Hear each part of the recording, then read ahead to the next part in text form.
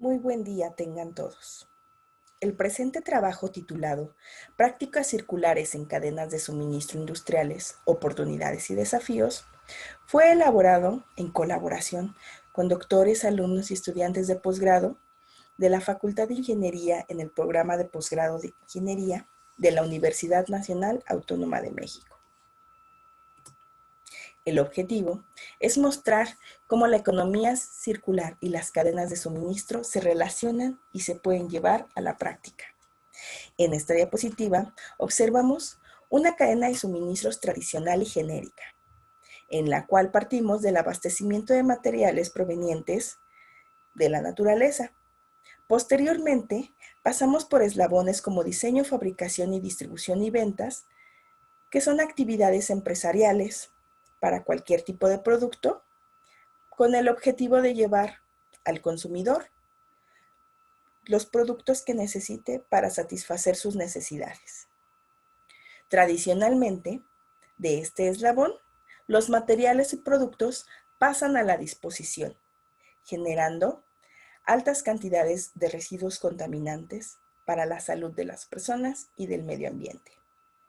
El objetivo de la economía circular es transformar la forma en la cual las cadenas de suministro funcionan, de tal manera que sea posible recolectar, reciclar y recuperar los materiales generados en el eslabón consumo y uso y reincorporarlos a la cadena productiva.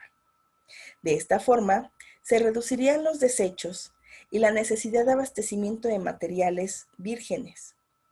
La economía circular, además del reciclaje y la recuperación, emplea otro tipo de prácticas que le permitirán recuperar los materiales y llevarlos directamente a la fabricación o del mismo consumidor hacia el abastecimiento y diseño de sus productos. Es más, el consumidor mismo puede generar mercados de segundo uso en los cuales una vez más se esté reincorporando ya no solo el material, sino todo el producto al sistema productivo. Estas líneas representadas de color verde son bucles que realimentan al sistema productivo de materiales y productos. Algunos de ellos, bucles amplios, como el reciclaje y la recuperación, ofrecen niveles de circularidad bajos. En cambio, actividades como la economía del compartir generan bucles de retroalimentación cerrados con un nivel de circularidad más alto. Ante este reto que representa la economía circular, nos surgen algunas interrogantes, como por ejemplo, ¿qué se está haciendo para lograrlo? ¿Cómo es que las prácticas e iniciativas que se llevan a cabo están funcionando? ¿Dónde se están realizando? ¿Y qué podemos hacer en México? Para dar respuesta a estas interrogantes, seguimos la siguiente metodología. La investigación se divide en dos secciones. En la primera de ellas, se analizan las prácticas que se llevan a cabo en diferentes eslabones de la cadena a lo largo del mundo mediante una revisión de artículos especializados, obteniendo 30 casos relacionados con prácticas circulares que se llevan a cabo en alguno de los eslabones.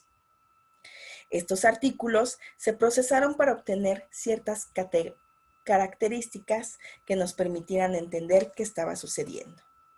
De ellas se resaltan estas 4 categorías, en las cuales vamos a poder analizar el nivel de circularidad que se alcanzó, si se trata de un nivel bajo o alto, quiénes fueron los participantes, ya sea la empresa sola, en colaboración con otra, con su consumidor o con el gobierno, y qué tipo de principio y propósito se estaba buscando al realizar esta práctica circular. Entre los resultados observamos el número de casos situados en cada región geográfica. Si bien sobresale la cantidad de casos que se dan en el continente europeo, no se debe dejar de mencionar que también existen casos en América, Asia y África. Por otro lado, las prácticas se están concentrando en diferentes sectores industriales, sobresaliendo, por ejemplo, el caso de la electrónica y de los servicios. Una vez más, encontramos también un importante porcentaje en sectores como la construcción, los metales, orgánicos, plásticos y textiles. Por otro lado, el tipo de prácticas que se están llevando a cabo están principalmente orientadas al reciclaje de materiales. Sin embargo, también encontramos acciones orientadas al reuso de los mismos, reparación, reducción de los materiales, remanufactura, restauración, entre otras. Estas tablas nos permiten observar la cantidad de casos situados, por ejemplo, en el nivel 3 de circularidad. Cabe mencionar que el nivel 3 hace referencia a prácticas poco circulares. La mayoría de ellas se encuentran en esta categoría. En cuanto a las industrias, observamos que la electrónica tiene el mayor porcentaje de prácticas del nivel medio de circularidad al nivel bajo de circularidad. Y es en el sector de los servicios donde encontramos la mayoría de las iniciativas con un alto nivel de circularidad. Un alto nivel de circularidad permite reincorporar los materiales y productos sin tener que invertir grandes cantidades de nuevos materiales o de energía. Por otro lado, observamos que la mayoría de las prácticas se realizaron de manera independiente por la empresa, un 53%, y que los más altos porcentajes de prácticas realizadas, ya sea por la empresa sola, con su consumidor, gobierno o con otra empresa, se realizaron con el propósito de disminuir el impacto ambiental. Ahora, la segunda parte de la investigación está enfocada en resolver qué es lo que se puede hacer en México. Como primer paso, identificamos regiones con potencial para la conformación de estas cadenas de suministro. Esta tarea implicó elegir diferentes industrias. En nuestro caso, decidimos enfocarnos en los 4 materiales que generan la mayor cantidad de residuos sólidos urbanos, los cuales son papel, plástico, metal y vidrio. Para ellas, ubicamos las unidades económicas dedicadas en algún eslabón relacionado con estos materiales, ya sea para su abastecimiento, fabricación, distribución o manejo de residuos.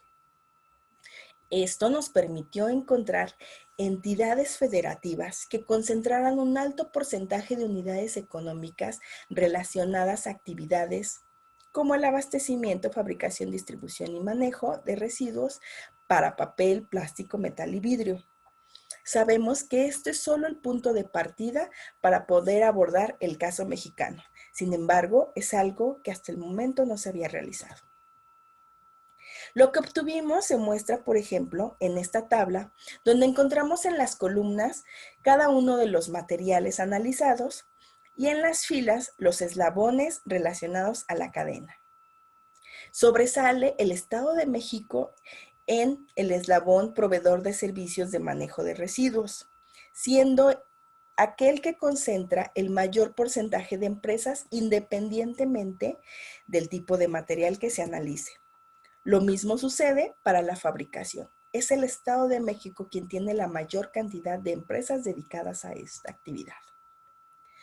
De manera gráfica se muestra en este mapa el caso del metal, donde hemos indicado cuáles son las entidades con el mayor número de empresas dedicadas al abastecimiento, fabricación, distribución y manejo de residuos. Observamos que es Jalisco y el Estado de México quienes tienen empresas en todos los eslabones y con el mayor porcentaje de concentración de ellas. Lo mismo se muestra aquí para el caso del papel y cartón, donde los estados que concentran este gran porcentaje de empresas dedicadas a todos los eslabones de la cadena es Jalisco y Puebla. El caso del plástico muestra a Jalisco y el Estado de México nuevamente como las entidades que concentran empresas en todos los eslabones. El caso del vidrio sobresale un poco debido a que no se encontraron entidades federativas que concentraran a todos los eslabones. Las que concentran a 3 de ellos son Ciudad de México, Jalisco, Estado de México y Puebla, teniendo que recurrir al abastecimiento en las entidades más cercanas, que son San Luis Potosí y Veracruz.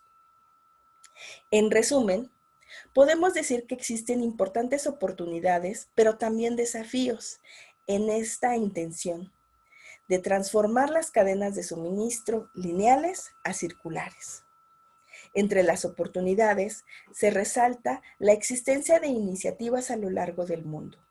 Esto es un punto importante, debido a que la economía circular es algo que relativamente reciente ha sido impulsado por países desarrollados. Sin embargo, cada día son más las iniciativas que se llevan a cabo en países latinoamericanos y africanos.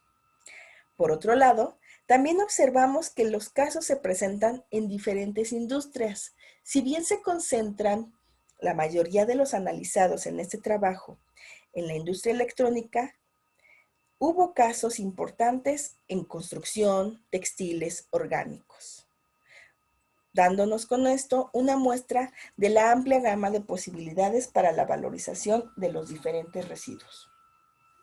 Por otro lado, observamos un creciente interés por disminuir el impacto ambiental por parte de las empresas. Esto se presentó como el principal motivador que tenían ellas. En el caso mexicano, observamos como una oportunidad el hecho de que haya entidades económicas que concentren a todos los eslabones de una misma cadena. Por ejemplo, para el caso de los plásticos o el papel y cartón. Esto es importante porque nos muestra que existen regiones con vocación industrial, empresas que podrían satisfacer sus necesidades de suministros en una misma región, disminuyendo así costos logísticos y compartiendo un mismo contexto para colaborar de manera más eficiente. Ahora, la economía circular en las cadenas de suministro también se encuentra con ciertos desafíos. Por ejemplo, la necesidad de incrementar las prácticas con un nivel más elevado de circularidad. Observábamos que la mayoría de ellas están dedicadas a prácticas de baja circularidad, donde es necesario incluir nuevos materiales o grandes cantidades de energía para reincorporarlos. Es necesario enfocarnos en acciones que no involucren tanta energía ni materiales vírgenes. Por otro lado, también es necesario incrementar el porcentaje de prácticas realizadas de manera colaborativa con otras organizaciones o eslabones de la cadena, que pueden ser empresas o el mismo consumidor. Para que esto pueda llevarse a cabo, será necesario fortalecer la vinculación y flujos de información que se dé no solo dentro de la empresa, sino también con entidades que puedan colaborar, como el gobierno y la academia, construyendo así un ambiente propicio para que pueda operar la economía circular. En este momento no podríamos hablar de la existencia de este ambiente. Para terminar, resalto estas consideraciones finales. El estudio nos muestra que las acciones que se realizan hoy en día están muy focalizadas. La importancia de ellas no es tanto la acción, sino el impacto que puede tener en su organización y con sus colaboradores o eslabones con los cuales lleva a cabo alguna acción, como por ejemplo, acciones en las cuales al modificar la empresa, su producto o la manera de producirlo, puede ayudar a que su cliente o proveedor se una a la economía circular. Por otro lado, se observa que hay diversos participantes con actividades en distintos giros industriales no considerados en este estudio. Recordamos que para llevarlo a cabo se necesitó realizar una simplificación de la cadena de suministros. Esto no significa que no seamos conscientes que las cadenas de suministro suelen ser más complejas. Sin embargo, aquí quisimos resaltar solo los eslabones principales. Es importante la identificación de zonas con una vocación industrial. Esto nos permite saber en qué entidades o zonas de nuestro país podemos explorar la formación de estas cadenas, pero es solo el punto de partida. Aún queda pendiente mucho trabajo en este sentido. Los artículos y prácticas que se analizaron mostraron la existencia de obstáculos culturales, tanto en las empresas como en sus consumidores. Obstáculos que deben ser vencidos para poder llegar a realmente la transformación de las cadenas de suministro en un marco de economía circular. Esto ha sido todo por nuestra parte. Agradecemos mucho su atención. Quedamos atentos a las preguntas que puedan tener.